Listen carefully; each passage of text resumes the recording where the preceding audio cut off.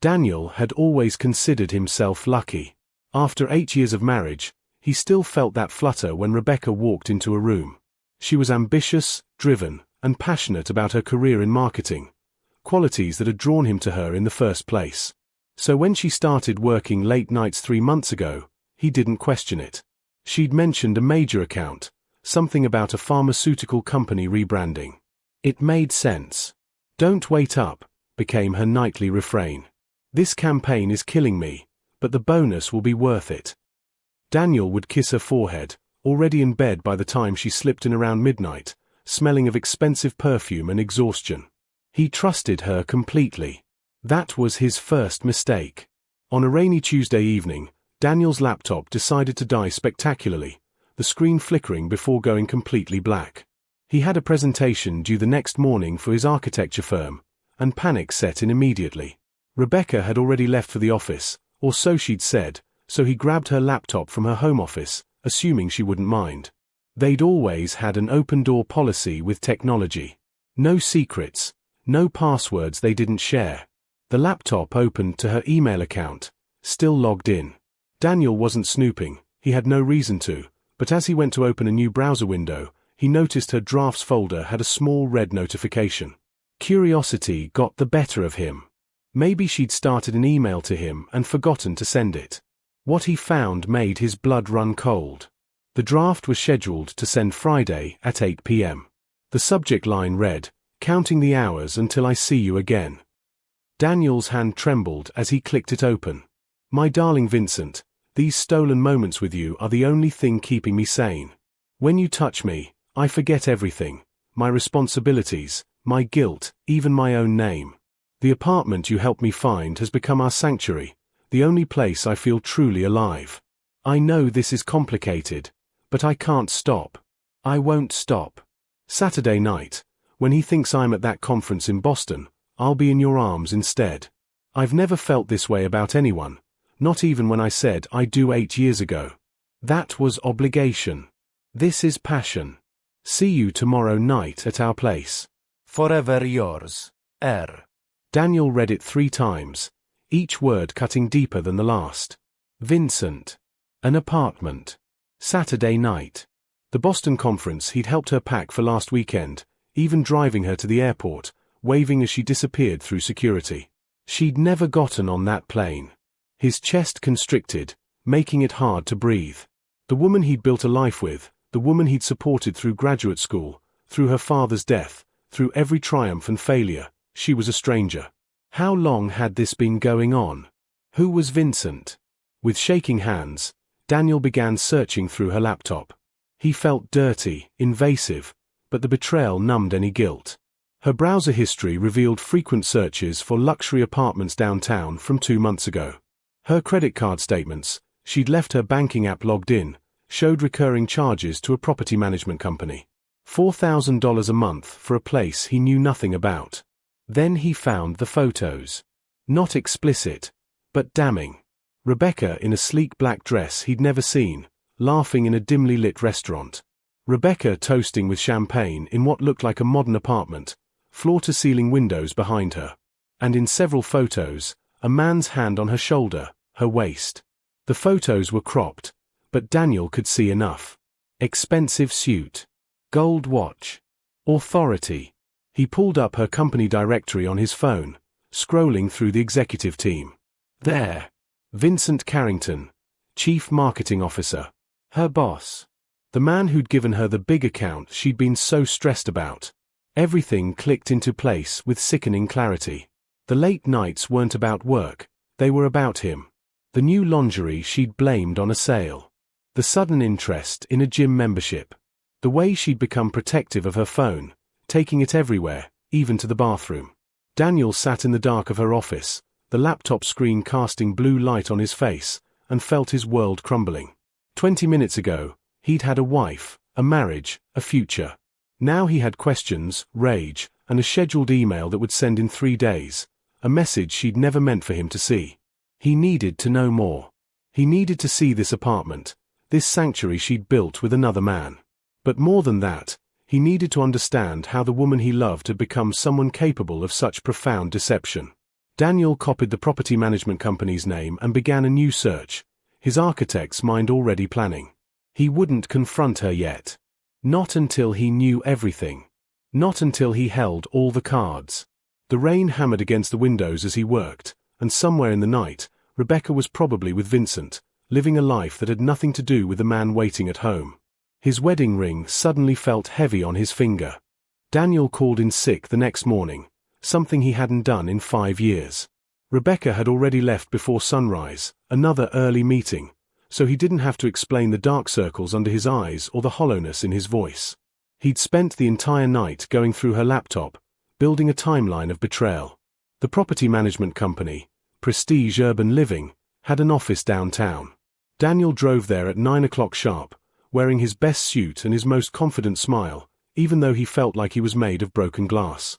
"I'm interested in viewing one of your properties," he told the receptionist, a young woman with perfect nails and a practiced smile. "My wife actually rents from you, Rebecca Hoffman. Unit 2407. She's been raving about the building, and I'm thinking of getting a place here for my mother." The lie came easier than he expected. Maybe he'd learned something from Rebecca after all.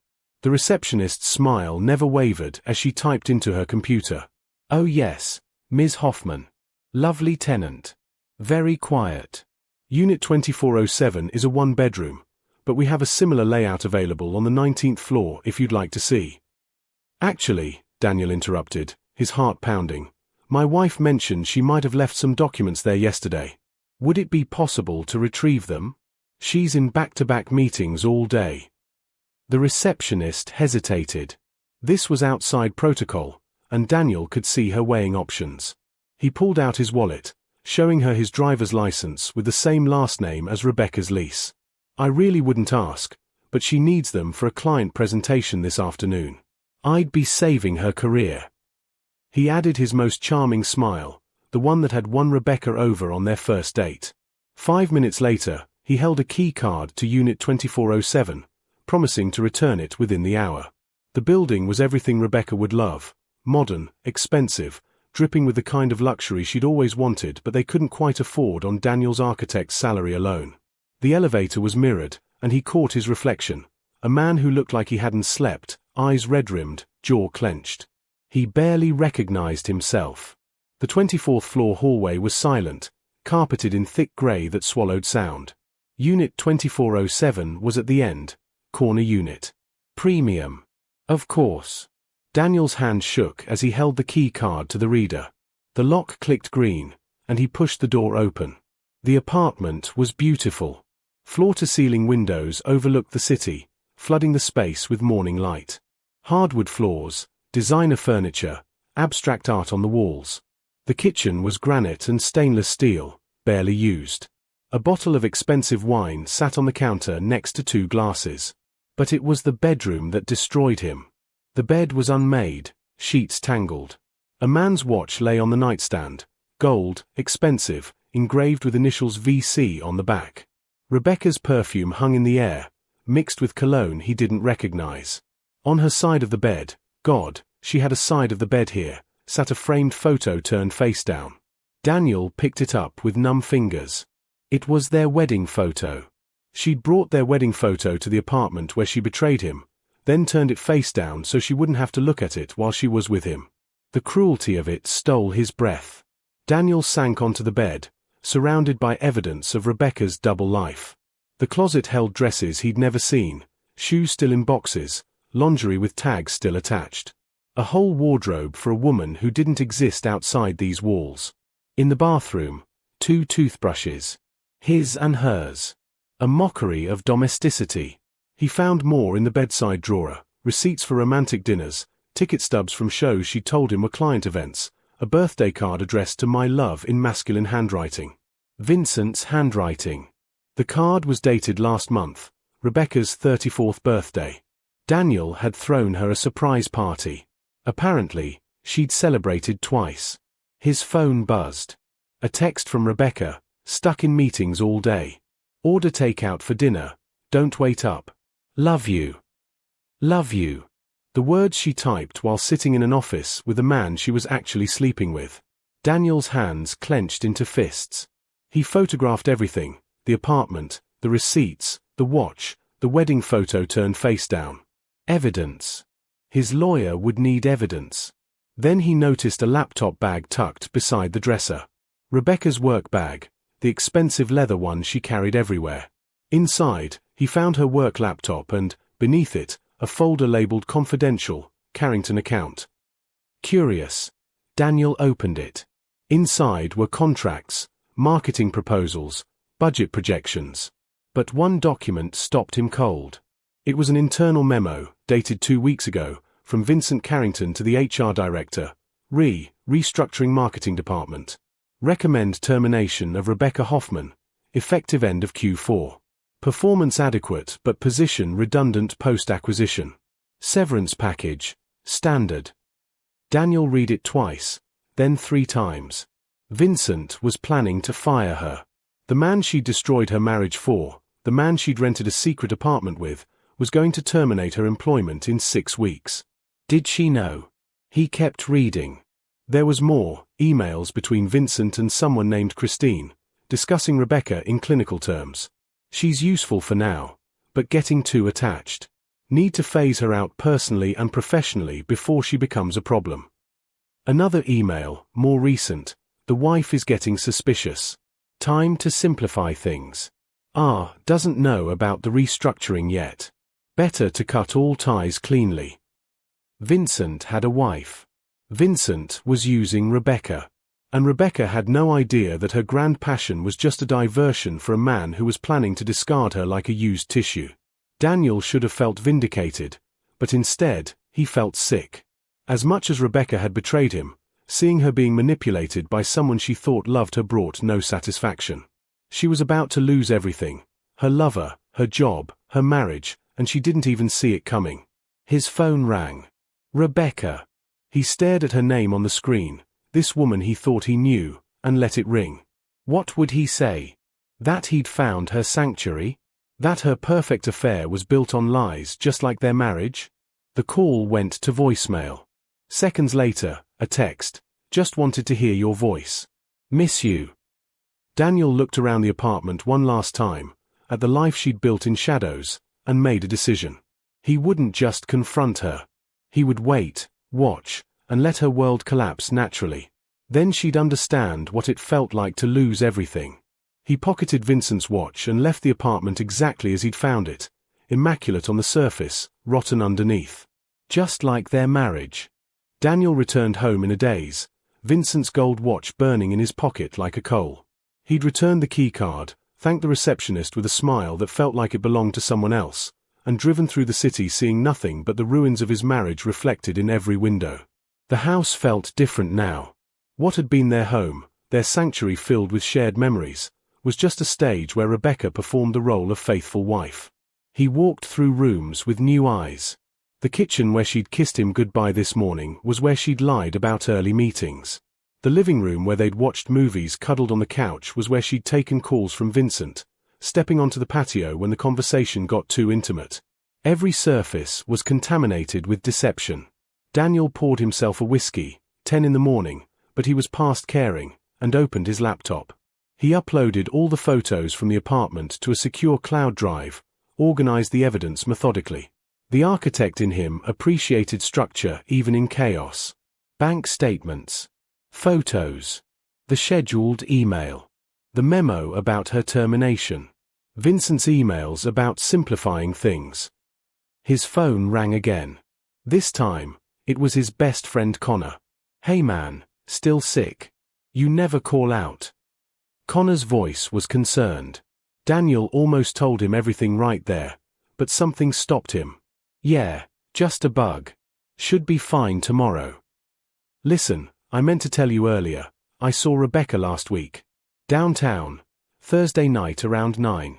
I was leaving that new fusion place on 5th Street, and she was going into Monarch, that upscale hotel bar. Looked dressed up. I called out to her, but she didn't hear me." Daniel's grip tightened on the phone. Thursday night. The night she'd said she was working late on presentation materials. Was she alone? A pause. Connor knew something was wrong now. "I couldn't tell, man." She went inside before I could catch up. Why? Is everything okay? Yeah. Fine. Thanks for letting me know. After he hung up, Daniel pulled up Rebecca's credit card statements again. Thursday, March 14th. Monarch Hotel Bar. $240. Dinner and drinks for two, plus a room charge that made his stomach turn. They hadn't even bothered with the apartment that night. Too risky? Or had the affair progressed to the point where they were careless, drunk on their own deception? His phone buzzed with a text from Rebecca, leaving office now. Be home around 8. Don't make dinner, I'll grab something. 8 o'clock. It was barely 3. 5 hours unaccounted for. 5 hours she'd spend at the apartment with Vincent, probably, before coming home to her husband with another smile, another lie, another kiss that tasted like betrayal. Daniel texted back, sounds good. Love you. The words felt like ashes in his mouth. He spent the afternoon researching Vincent Carrington. LinkedIn profile showed an impressive resume, Stanford MBA, 20 years in marketing, various executive positions. Married to Catherine Carrington for 15 years. 2 children, both in private school. Country club membership. Charity board positions. The picture of success and respectability. His Facebook was locked down, but Catherine's wasn't. Daniel scrolled through her recent posts, vacation photos from the Bahamas, anniversary dinner at an exclusive restaurant, pictures of their children at soccer games. All posted while Vincent was with Rebecca, playing house in a rented apartment. The hypocrisy was staggering. Vincent had everything, a wife, a family, a career, and he was risking it all for an affair with a subordinate he planned to fire. Was it power? Boredom? Did he collect and discard women like Rebecca routinely? Or was she special in her gullibility? Daniel's phone rang at 7:30. Rebecca. Hey honey, she said, slightly breathless. He could hear traffic in the background. Running a bit late. Probably won't be home until 9. Is that okay? The apartment was 20 minutes from their house. The office was 40. If she was leaving the office now, she'd be home by 8:30, not 9. But if she was leaving the apartment? No problem, Daniel said, keeping his voice steady. Drive safe. You're the best. Oh, and Daniel, I love you. He wondered if she told Vincent the same thing 90 minutes ago, wrapped in sheets that smelled like infidelity. Love you too, he lied. At 8:45, Daniel's phone buzzed with a notification. The scheduled email, Rebecca's love letter to Vincent, was set to send in less than 48 hours, Friday at 8 p.m. He could delete it, prevent that particular disaster. But why should he protect her from her own carelessness? Rebecca came home at 9:15, breezing in with apologies and a smile. She'd stopped for Thai food, their favorite, and she looked beautiful in a way that made Daniel's heart ache despite everything. This was the woman he'd married, the woman he'd planned to grow old with. Except she wasn't. Not anymore. Maybe she never had been. You look tired, she said, touching his face with genuine concern. Still not feeling well. The tenderness was almost worse than the lies. She compartmentalized so completely, loving wife at home, passionate mistress at the apartment. 2 lives, 2 versions of herself, and neither was real. Just worn out, Daniel said. Long day. They ate dinner making small talk about his work, her work, lies, their friends, an upcoming wedding they were supposed to attend. She laughed at his jokes, squeezed his hand across the table, asked about his mother's health. She was so present, so attentive, that for a moment Daniel could almost convince himself he'd imagined everything. Then her phone buzzed with a text. She glanced at it, smiled slightly, that private smile he used to think was for him, and set it face down on the table. Work? He asked. Just Vincent confirming tomorrow's meeting. She said his name so casually, as if it didn't mean anything, as if that name wasn't carved into Daniel's chest like a wound. He's a good boss. Rebecca's expression shifted, something soft and unguarded crossing her face before she caught herself. Yeah. He really values my work. Makes me feel appreciated. The irony was suffocating. Vincent valued her work so much he was firing her in 6 weeks. Appreciated her so much he was planning to cut all ties before his wife got suspicious. She had no idea she was already discarded, just waiting for the axe to fall. Later, as they got ready for bed, Rebecca kissed him goodnight with what seemed like genuine affection.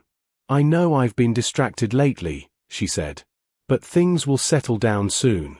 Maybe we can take that trip to the coast you've been talking about? Just us. Just us." The words she probably said to Vincent while planning their next rendezvous. "That sounds perfect," Daniel said, and watched her smile in the darkness. He lay awake long after she fell asleep, listening to her breathe, wondering who she dreamed about. Tomorrow he'd start planning his confrontation. He'd contact a lawyer, get his finances in order, prepare for the war that was coming. But tonight, he allowed himself one last moment of grief for the marriage that had died without him noticing, for the woman he'd loved who'd never really existed at all. Friday morning arrived with deceptive normalcy. Rebecca kissed Daniel goodbye at 7, reminding him about dinner with her mother on Sunday. He nodded, playing the role he'd perfected over the past 3 days, the trusting husband who suspected nothing. "See you tonight," she said. "I should be home by 6. Daniel knew better. Tonight was when the scheduled email would send. 8 p.m. He wondered what would happen when Vincent received that passionate declaration of love, that raw confession Rebecca had meant to send manually at just the right moment. Would he be angry at her carelessness? Worried about evidence? Or would he simply see it as another complication to eliminate when he fired her? After Rebecca left, Daniel drove to his lawyer's office. Martin Cross was an old friend from college, ruthless in court but loyal to those he cared about. Daniel laid out everything: the photos, the bank statements, the apartment, the scheduled email, the evidence of Vincent planning to fire her. Martin whistled low. "This is comprehensive. You've built an airtight case." "I don't want revenge," Daniel said, though he wasn't sure that was entirely true. "I just want out. Cleanly. With evidence like this, you'll get everything you want." The apartment lease alone proves ongoing deception and financial infidelity. Martin paused, studying him. "Are you sure you want to do this today? There's no cooling-off period once we file."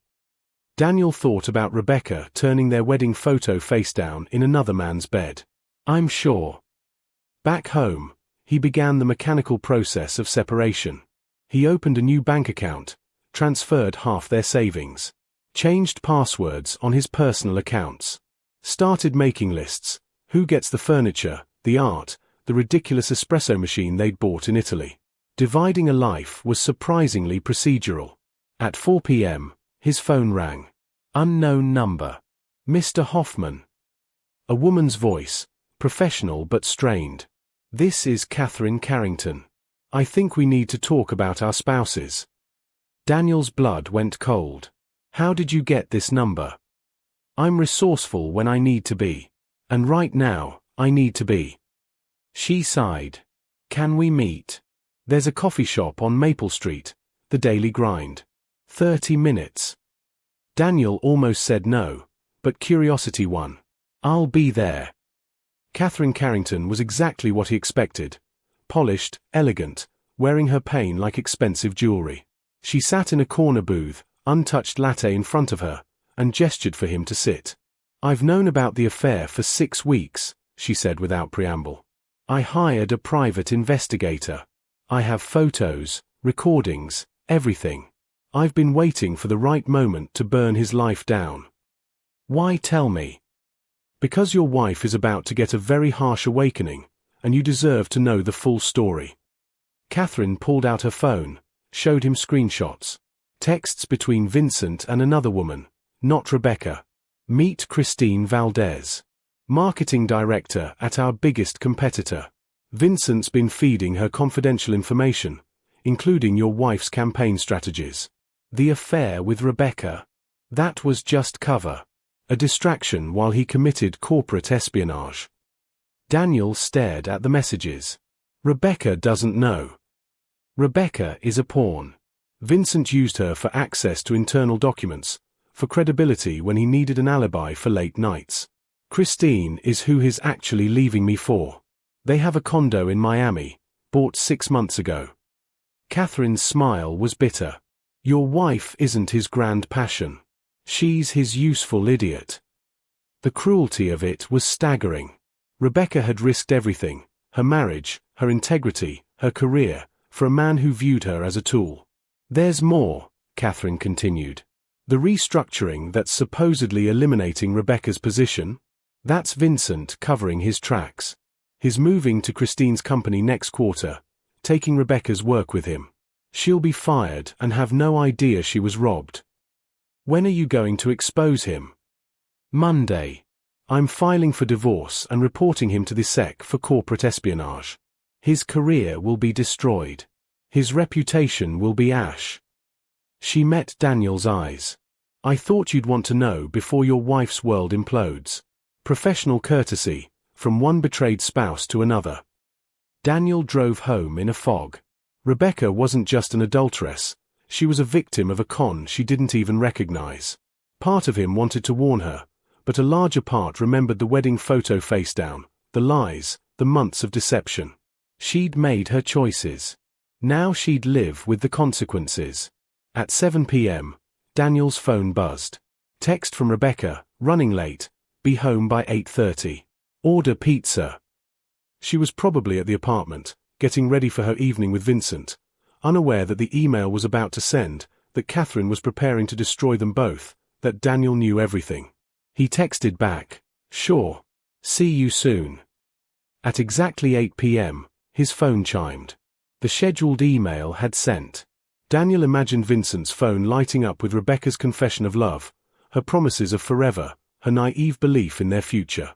Would he panic? Call her immediately? Delete it and pretend it never arrived? 20 minutes later, his question was answered. His phone rang, Rebecca, crying so hard he could barely understand her. Daniel? Oh God, Daniel, something terrible happened. I need you. Please, I need you to come get me. His hand tightened on the phone. Where are you? The apartment on, she stopped, realizing what she'd revealed. Please. Vincent, he said horrible things. He said I meant nothing, that I was just. Please, I need to come home. Daniel thought about their wedding vows. For better or worse. In sickness and health. Until death do us part. Those promises felt like they belonged to different people now. I'm not coming, he said quietly. I know everything, Rebecca. The apartment, Vincent, all of it. I've known for days. Silence. Then a broken whisper, what? The scheduled email you forgot to delete gave me the key. I found the apartment, the receipts, Vincent's plan to fire you. I know you've been lying for months. And honestly, I don't care what Vincent said to you. You made your choice when you turned our wedding photo face down in his bed. Daniel, please, let me explain. There's nothing to explain. I've filed for divorce. My lawyer will contact you Monday. You should also know that Vincent's wife is filing Monday too, and reporting him for corporate espionage. Your boss, your lover, has been using you to steal company secrets for his girlfriend. You were never his great love. You were his cover story. He could hear her sobbing, but he felt nothing. The man who would have comforted her was gone. I'll stay at Connor's tonight, Daniel continued.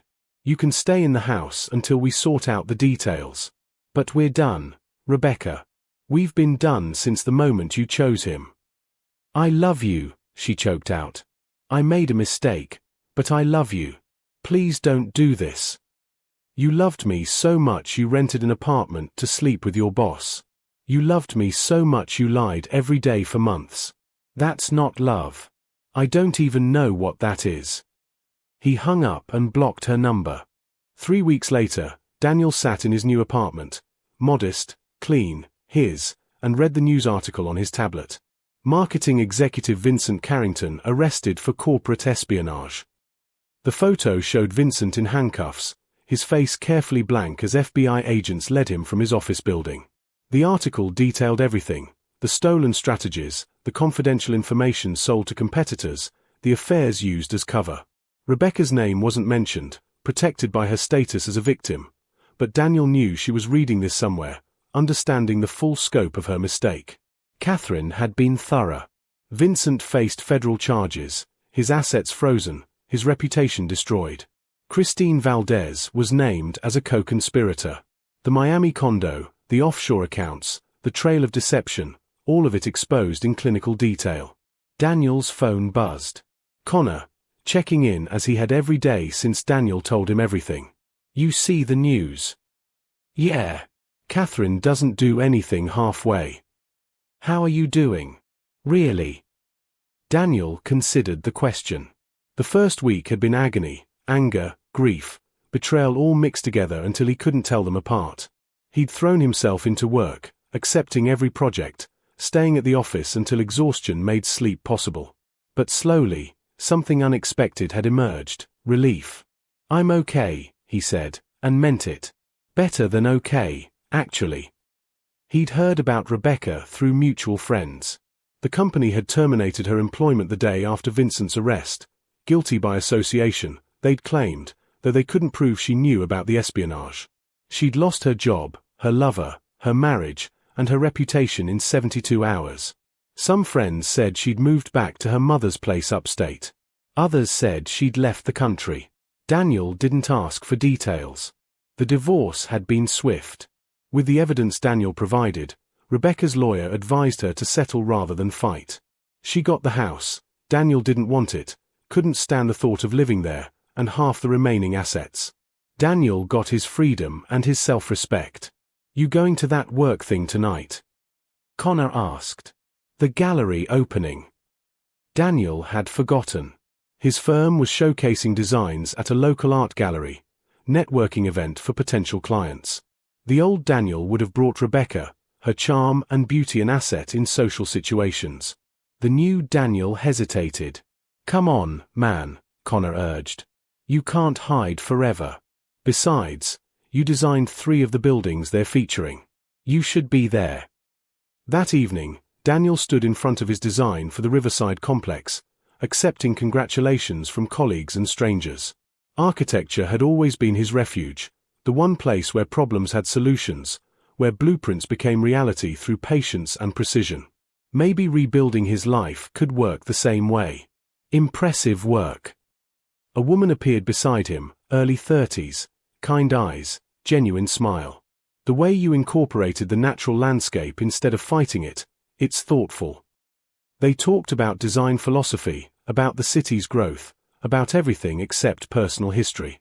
Her name was Claire, she taught environmental science at the university, and she made him laugh in a way he'd forgotten was possible. When she gave him her number, suggesting coffee sometime, Daniel realized he was ready. Not for a relationship, not yet, but for the possibility of one.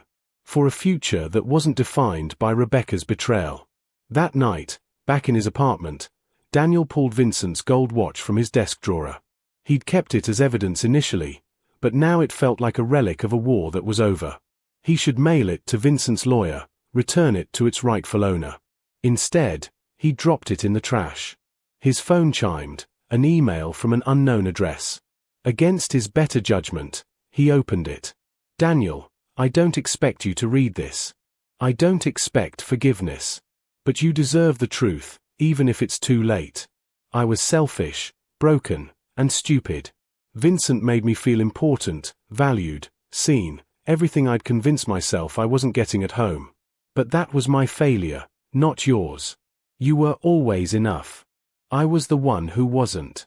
I destroyed the best thing in my life chasing validation from a man who saw me as disposable. I lost you, my career, my dignity. I have no one to blame but myself. I'm not asking you to respond. I just needed you to know that I understand what I threw away. I hope you find someone who deserves you, who appreciates you, who isn't too broken to recognize love when it's standing right in front of her. I hope you're happy. You deserve to be. I'm sorry. For everything. Rebecca. Daniel read it twice, then deleted it without responding. Some apologies came too late. Some damage couldn't be repaired. Rebecca would live with her choices, and he would live with his. He pulled out his sketchbook, began drawing preliminary designs for a new project, a community center focused on healing and rebuilding. The lines flowed easily, his hand steady, his mind clear. Outside his window, the city lights flickered like stars, each one a story, a life, a choice made or unmade. Daniel had made his choice. He'd walked away from the rubble of his marriage and started building something new, something solid, something real. The scheduled email that had destroyed everything had also saved him, showing him the truth before he wasted more years on a foundation built on lies. In a strange way, he was grateful. The pain had been necessary, the betrayal a harsh teacher. 6 months from now, maybe he'd call Claire. Maybe they'd have coffee, share stories, see where it went. Or maybe not. Either way, Daniel knew he'd be okay. He'd learned the hardest lesson. You can't build a life with someone who's already torn down the blueprints. He closed the sketchbook and poured himself a whiskey, not to forget, but to toast the man he'd become. Stronger, wiser, free. In the morning, he'd return to his drafting table and continue the work of designing his future. But tonight, he allowed himself a moment of peace, of gratitude for the ending that had become a beginning. The apartment was quiet, empty, and entirely his own. And that, Daniel realized, was more than enough.